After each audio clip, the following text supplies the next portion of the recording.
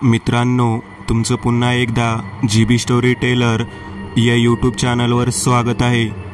आजच्या आपल्या गोष्टीचं नाव आहे पुरलेला डोळा। वासना शमवणारच। लेखक संतोष देशपांडे।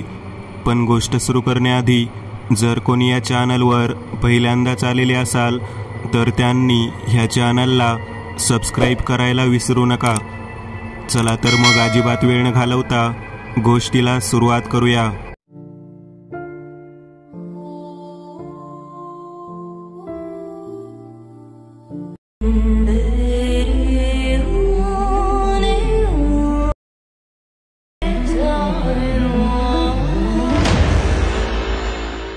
सतत कोणीतरी आपल्याला पाहत आहे असा भास जेव्हा आपल्याला होतो तेव्हा मन रात्री सुद्धा निवांतपणे झोपू शकत नाही। सारखं वाटतं की कोणीतरी आपल्याला पाहत आहे। अशाच पद्धतीने रात्रीतून दचकून उठत होती। आशाच्या त्या दचकण्याला पाहून तिची रूममेट असलेली तनुजा तिला म्हणायची, काय झालं आहे नेमकं?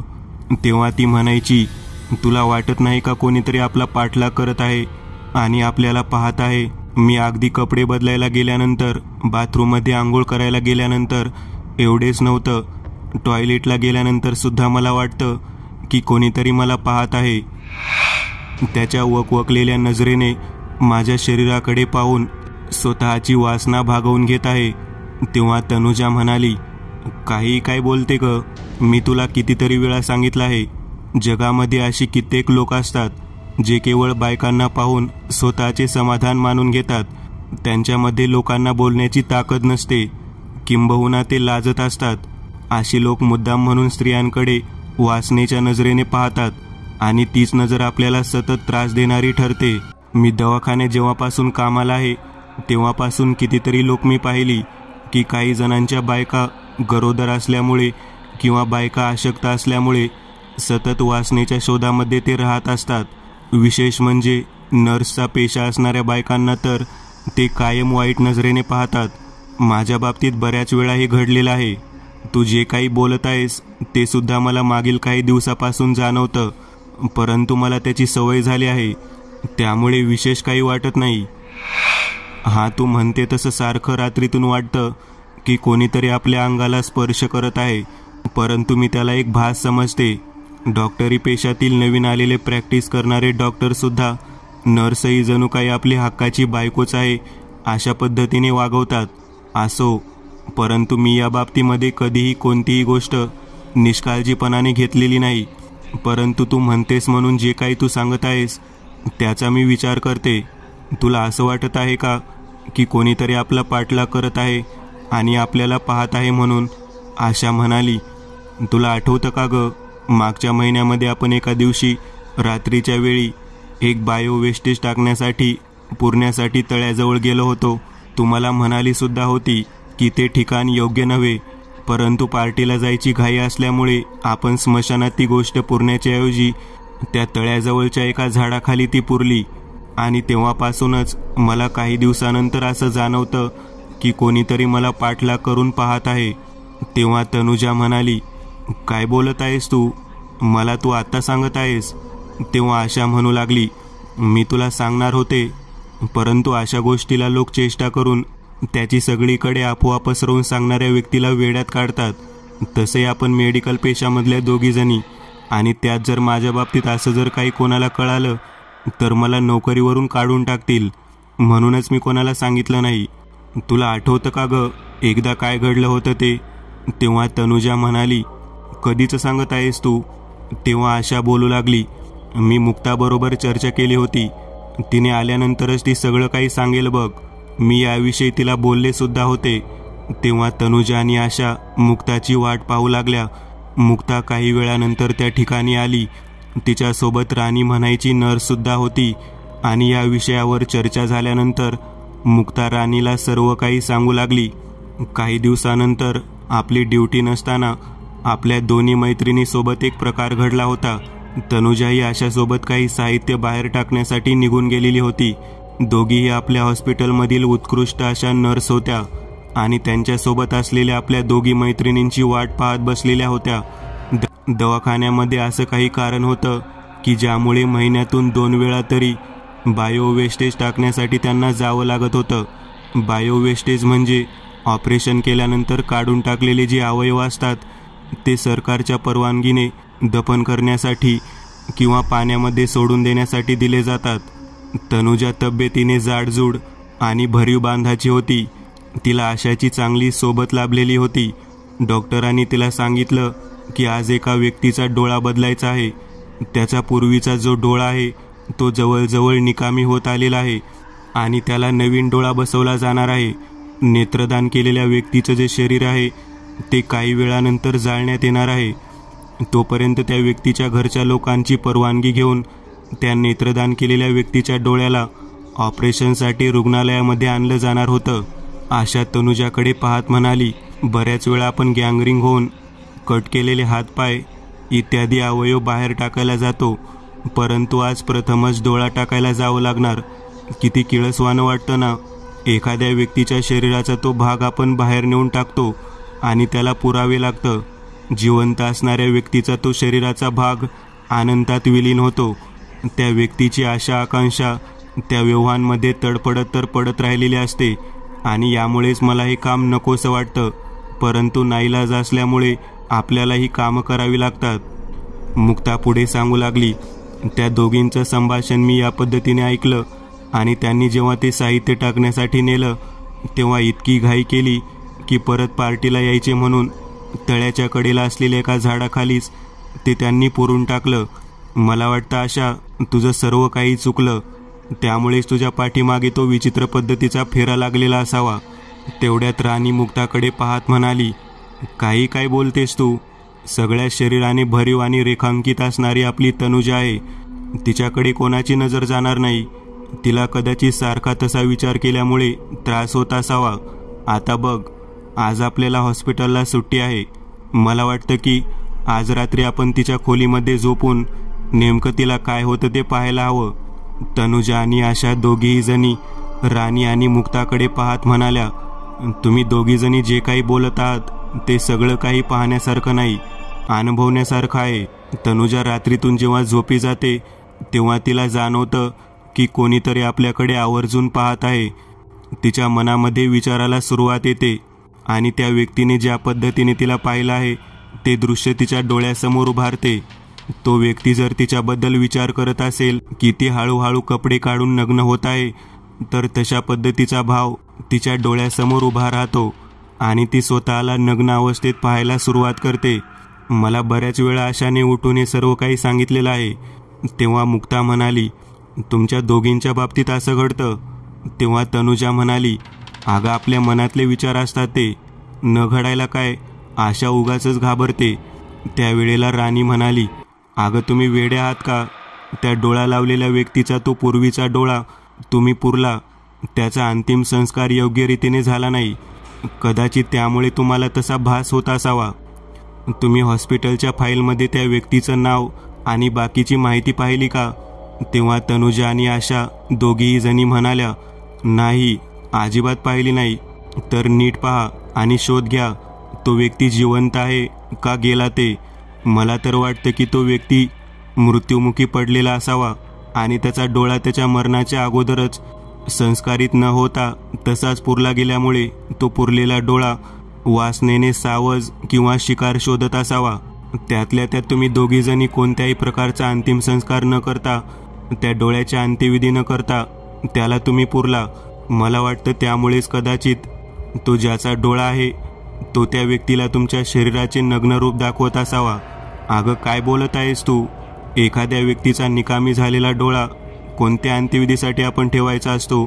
आपण नेहमी पुरतोच ना. तेव्हा मुक्ता म्हणाली, तुम्हा दोघींना माहीत आहे ना डॉक्टर साहेब काय सांगतात?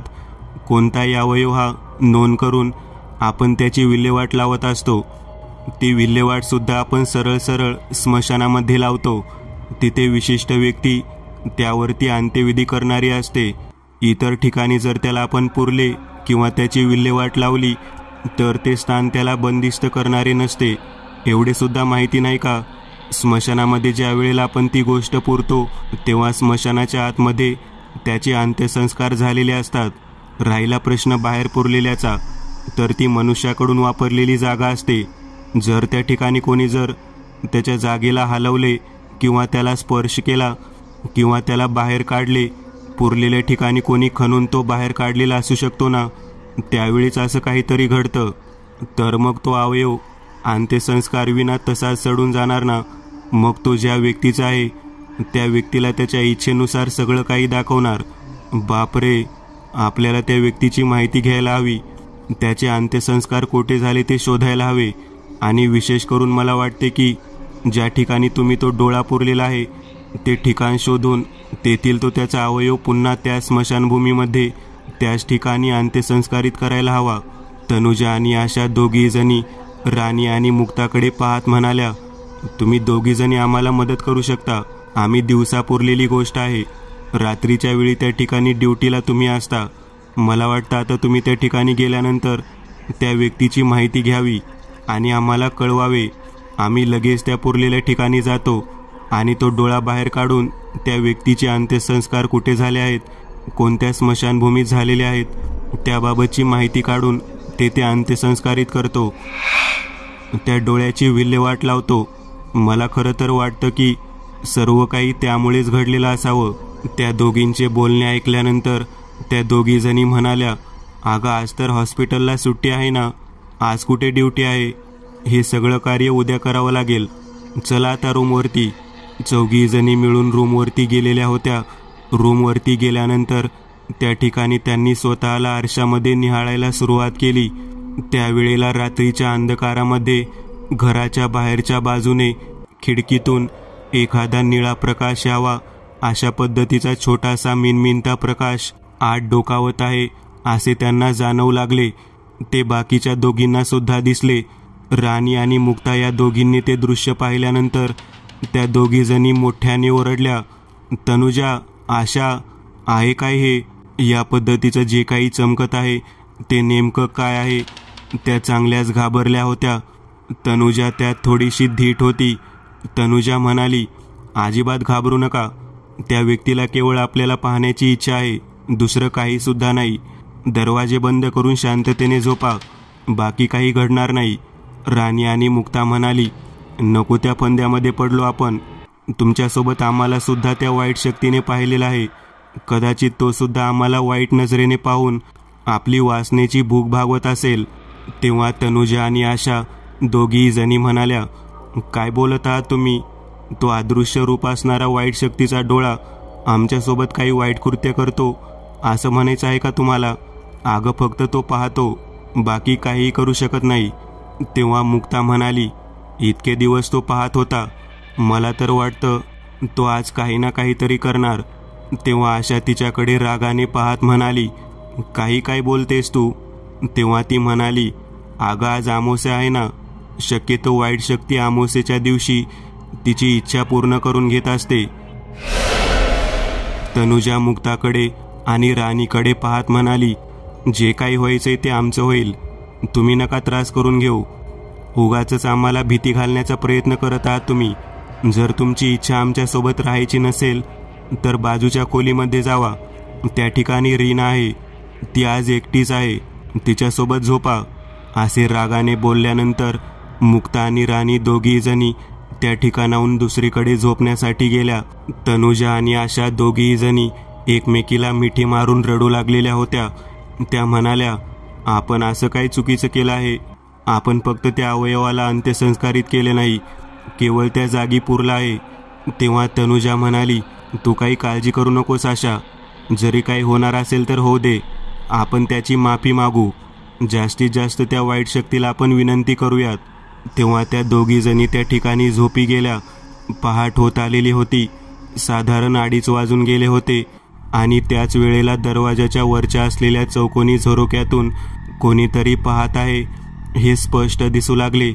त्या निळ्या रंगाच्या प्रकाशातून आतमध्ये आशाचे शरीर उजळून निघालेले वाटू लागले. शांत झोपेत असलेल्या आशीच्या अंगावरचे वस्त्र बाजूला आपोआप निघालेले होते. काही क्षणात तिच्या शरीराचा ताबा कोणत्या तरी शक्तीने घ्यावा अशा पद्धतीचा तिला भास होऊ लागला. तिच्या तोंडावरती दाबून ठेवलेला कोणाचा तरी हात आहे असा भाग तिला जाणवू लागला. ती काही ओरडण्याच्या आत तिच्यावरती त्या निळ्या रंगाच्या प्रकाशाने डोळ्याने आघात करायला सुरुवात केली. एखाद्या मनुष्याच्या डोळ्याप्रमाणे तो डोळा तिच्या अगदी डोळ्याजवळ येऊन जणू काही त्या वाईट वासनेचा खेळ तिच्यासोबत खेळू लागलेला होता. ती त्या वेळेला त्याला शांततेने उत्तर देऊ लागली, माफ कर, मला माफ कर, मी तुला अंत्यसंस्कारित करू शकले नाही. आजची रात्र मला क्षमा कर, मी तुला संपूर्णतः अंत्यसंस्कारित करीन. त्यावेळेला अचानक तनुजा जागी झाली. ती तिचे बोल ऐकून आजूबाजूला पाहू लागली. तेव्हा तनुजाला तिच्या अंगावरती निळसर रंगाची चकाकणारी प्रकाशमान रोशनी दिसू लागली. संपूर्ण नग्न अवस्थेत असलेल्या आपल्या मैत्रिणीला पाहून तनुजा हात जोडून रडू लागली. आमच्या दोघीकडून चूक झाली आहे, माफ कर आम्हाला, माफ कर. तरीसुद्धा तिच्या मैत्रिणीच्या दोन्ही पायांना गुडघ्यापासून वाकवत त्या शक्तीने तिच्या मैत्रिणीसमोरच उपभोगायला सुरुवात केली. केवळ तो चकाकणारा डोळा त्या तनुजाला दिसत होता. तनुजा ओरडूसुद्धा शकत नव्हती. जर ओरडले तर ती शक्ती आपल्या मैत्रिणीच्या मागचा पाठलाग सोडून आपल्या मागे लागेल. म्हणून तनुजा तशीच तोंडावरती हात दाबून धरून बसली. आशाच्या शरीरावरून घामाच्या धारा निघालेल्या होत्या. तिची हालत पाहून तनुजा काहीच करू शकत नव्हती. ती फक्त आणि फक्त रडू शकत होती. बराच वेळाच्या त्रासानंतर आशा आपल्या डोळ्यातील वाहणारे पाणी तसेच पुसत पडून राहिली आणि साधारण 4 वाजायच्या सुमारास ती बेशुद्ध अवस्थेत गेली. तनुजा चांगलीच घाबरलेली होती. तिच्या लक्षात आले, मुक्ताने ज्या पद्धतीने सांगितले होते अगदी त्याच पद्धतीने हे सर्वच्या सर्व घडले. मुक्ताला यामधली चांगलीच माहिती आहे. आपण तिला उपाय विचारण्याच्या ऐवजी तिला घरातून बाहेर हाकलून दिले. हे खूप चुकीचे केले. तिने लगेच दरवाजा उघडून पलीकडच्या रीनाच्या खोलीच्या दाराजवळ जाऊन मुक्ताला हाक मारायला सुरुवात केली. मुक्ता आणि राणी दोघी मिळून चुकीतून बोलू लागल्या. काय झालं? तेव्हा दरवाजा उघडून तनुजाला आत घेत त्यांनी विचारायला सुरुवात केली. त्यावेळेला तनुजाने घडलेला सर्व प्रकार सांगितला. आशा म्हणायच्या आपल्या मैत्रिणीची भयानक अवस्था झालेली पाहून तनुजाला सुद्धा चांगलीच भीती वाटू लागलेली होती. तिने खोलीच्या आतमध्ये गेल्यानंतर तिने आपल्या दोन्ही मैत्रिणींना सर्व काही सांगितले होते. तेव्हा रीना त्या सर्व गोष्टी ऐकून तनुजाकडे पाहत म्हणाली, उद्या तुझा नंबर आहे. तुला वाटलं फक्त आशालाच हे भोगायचं आहे. अजिबात नाही, उद्या तुझा नंबर आहे. तेव्हा ती घाबरली. मुक्ता त्यावेळेला म्हणाली, अजिबात घाबरू नकोस. मी तुला सांगते ते उद्याच्या उद्या आपण सगळेजण रात्र होण्याच्या आत पूर्ण करू. तुला काहीही होणार नाही. तेव्हा तनुजा रडत रडत पलीकडच्या खोलीकडे बोट दाखवत म्हणाली, आशाची किती वाईट अवस्था आहे तुम्ही नाही पाहिलं.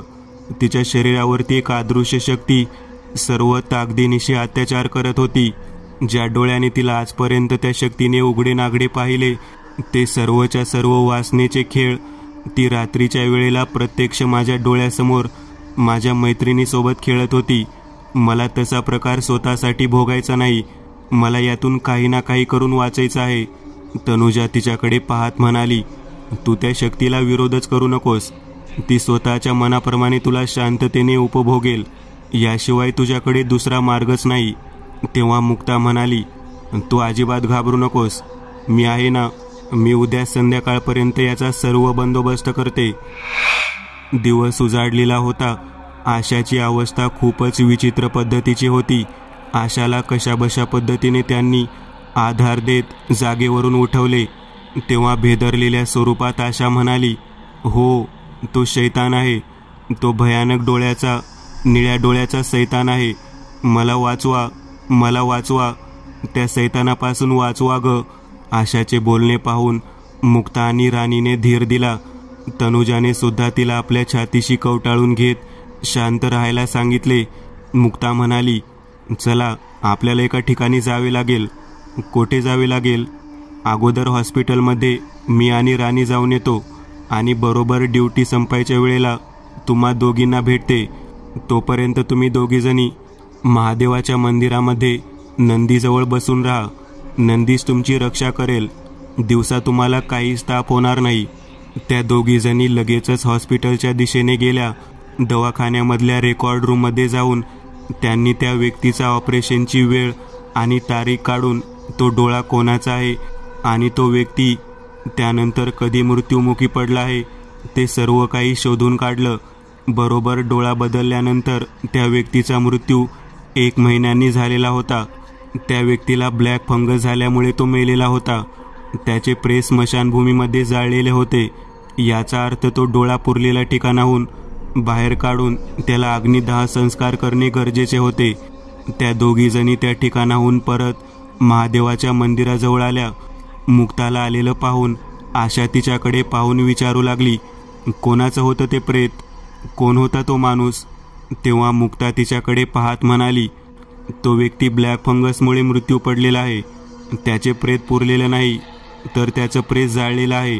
तो डोळा काढून आपल्याला आणावा लागेल आणि त्या अगोदर अंत्यसंस्काराचे मंत्रसुद्धा म्हणावे लागतील. तेव्हा तनुजा म्हणाली, काही झालं तरी आज संध्याकाळ होण्याच्या अगोदर हे सर्व काही करायला हवं. मी लागेल तेवढे पैसे द्यायला तयार आहे. मुक्ता, तू आणि राणी आमच्यासोबत त्या ठिकाणी यायला हवं. तेव्हा त्या दोघीजणी म्हणाल्या, हो आम्ही येतो, परंतु आता आपल्याला स्मशानात जावं लागेल.